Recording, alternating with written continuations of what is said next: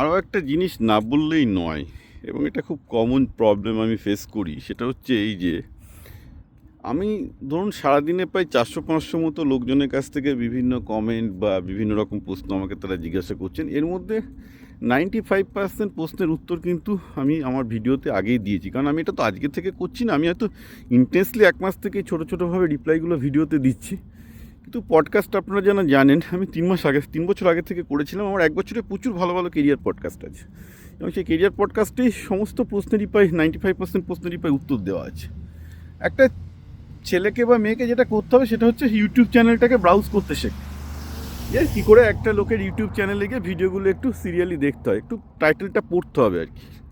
কতবার ভিডিও আছে আমার, বোধহয় সব মিলিয়ে 300-400 ভিডিও আছে, কেরিয়ার ভিডিও আছে। একটু তো ব্রাউজ করে এগুলো দেখে নিলেই হলো, যে কোনটাতে টাইটেল দেখলেই বুঝতে পারবে যে সেখানে তার উত্তরটা সে পাচ্ছে কিনা। ওকে, তো ব্যাপারটা হচ্ছে কি, এরকম যখন আসে আমি সবাইকেই মানে যখন উত্তর দিই না, লোকে বুঝে যাচ্ছে। আমি বারবার বলি, ভাই আমার ইউটিউব চ্যানেলটা দেখো। ইউটিউব চ্যানেল হচ্ছে বিপ্লব পাল 2000। তো কিছু কিছু আমি আমি এক ভদ্রমহিলার কথা বলছি, ভদ্রমহিলা বলা হয় না, হয়তো মেয়েই হবে। তো সে এরকম আর কি, মানে অসংখ্য 10 লাখ MA-BEd-এর মধ্যে আরেকজন MA-BEd করে বেকার বসে আছে। তো সে আমাকে বলেছিল, স্যার ফ্রিল্যান্সিং কী করে স্টার্ট করা যায়। আমি বললাম, দেখো ভাই, আমি কিন্তু ফ্রিল্যান্সিংয়ের কী করে স্টার্ট করা যায়, কী করে নতুন বিজনেস স্টার্ট করা যায়, এগুলো নিয়ে অনেকগুলো ভিডিও আমি 2 বছর আগে থেকে করে রেখে দিয়েছি, তুমি ইউটিউব চ্যানেলে দেখেন। সে ইউটিউবে নাকি সেটা খুঁজে পাচ্ছে না। অদ্ভুত ব্যাপার, সে ইউটিউবে মানে যেটা খুঁজতে হার্ডলি 1 মিনিট সময় লাগে, সে ইউটিউবে আমার চ্যানেলে গিয়ে তাকে ইউটিউবে খুঁজতে গেলে কিছু না, ভিডিওটা পপ করে দেখে যেতে হবে। কটাই বা ভিডিও আছে, এই নয় যে আমার হাজার হাজার আছে, কয়েকশো ভিডিও আছে। তো দেখলেই হলো, টাইটেলগুলো কয়েকশো টাইটেল পড়তে পারার ক্ষমতা থাকলেই হলো। করতে কতক্ষণ সময় লাগে, 2 মিনিট 3 মিনিট, সেটা নাকি সে করতে পারছে না, অথচ সে MA-BEd আছে।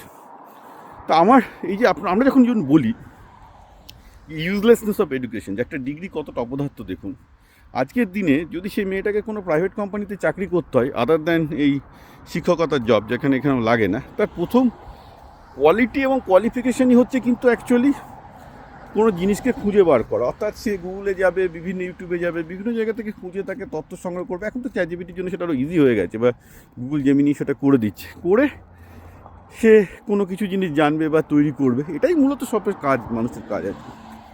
তো সে একটা MA-BEd ডিগ্রি পেয়েছে, 7 বছর নষ্ট করেছে, করে বেকার আছে।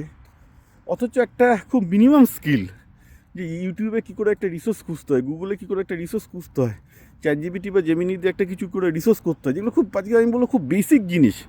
এবং এমন একটা বেসিক যেটা ক্লাস মানে 2nd 3rd ইয়ার, মানে একটা বাচ্চা যে ক্লাস 2 বা ক্লাস 3-তে পড়ে, আমি বাচ্চার কথা বলছি, অর্থাৎ ক্লাস 2 ক্লাস 7 8-এ পড়ে, সেই বয়স থেকে যে স্কিলটা তাদের থাকাও কথা, সেটাও সে MA-BEd করে পায়নি।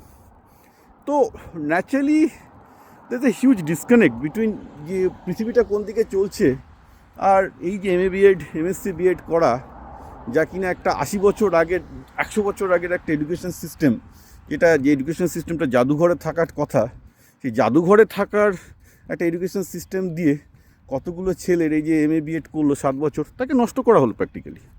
হ্যাঁ, তাতে কী হচ্ছে, সে ডিপ্রেশনে ভুগবে, চাকরি পাচ্ছে না, প্রচুর এরকম আমার কাছে আসছে। আমি কী করবো, আমি তো কোনো পলিসি মেকার নই। যারা পলিসি মেকার তারা রাজনীতিবিদরা টাকা বানাতে ব্যস্ত, জনগণের কথা শোনার আর তাদের কোথায় সময় আছে বলুন। আর ভোট হোক কিছু নয়, হিন্দু মুসলমানকে লড়িয়ে দেবে, আপনি হিন্দুদের পক্ষে, অন্যজন মুসলমানদের পক্ষে ভোট দেবে, হয়ে যাবে। আপনার কথা কে শুনবে? আপনারা যতক্ষণ না পর্যন্ত এই পুরো সিস্টেমটার বিরুদ্ধে বিদ্রোহ না করছেন, যে না আমরা হিন্দু মুসলমান নয়, আমাদের চাকরি চাই, আমাদের শিক্ষা চাই। আবার যারা চাকরি চাই, শিক্ষা চায়, যে পার্টিটা সকল বলে বামপন্থী, তারা আবার শিক্ষা ব্যাপারটা কি সেটাই বোঝে না। তাদের কাছেও শিক্ষা হচ্ছে 100 বছরের পুরনো এই প্রাগৈতিহাসিক জিনিসপত্র, কারণ তারা নিজেরাও সেই প্রাগৈতিহাসিক কতগুলো তত্ত্ব জড়িয়ে পড়ে আছে। তো এই তো অবস্থা।